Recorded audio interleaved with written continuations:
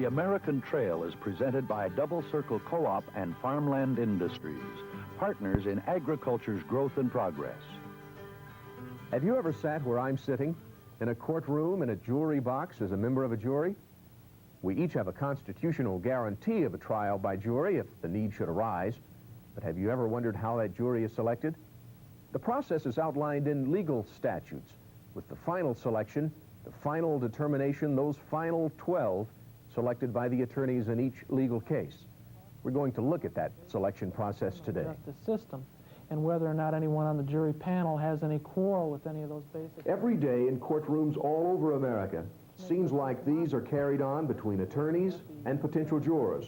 Questions are asked, reactions recorded, and the person is selected or rejected for jury duty. Case.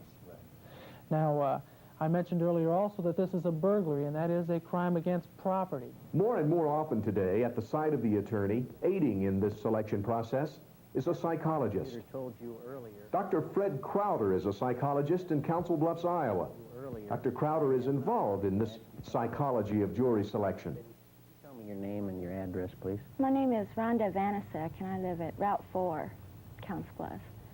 The record will indicate, and the evidence will show... The potential juror can demonstrate a lot of nonverbal behaviors, and some of them are quite common. If you observe a group of people over a fairly small period of time, you're likely to see many of the behaviors.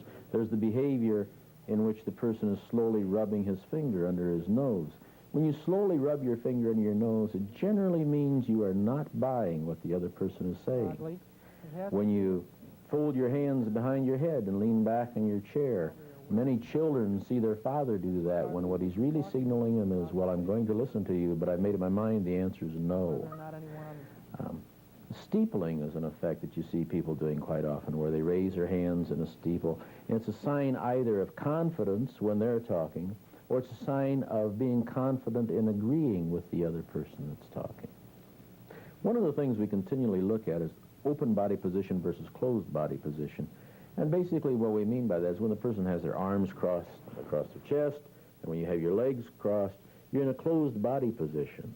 You're indicating non-verbally that you are shutting that person out. You're keeping that person away. On the other hand, if the arms are uncrossed, if the legs are uncrossed, and you're leaning towards an individual, that's showing a sign of acceptance, of agreement, of going along with whatever that person's saying. Are you guilty? Guilty of any of these subtle behavior patterns outlined by Dr. Crowder? They could be responsible sometime for your acceptance or rejection on a jury. That this is a burglary case, and that's a criminal case wherein this defendant has been accused. I'm Don Jacks with Dr. Fred Crowder on the American Trail in Council Bluffs, Iowa.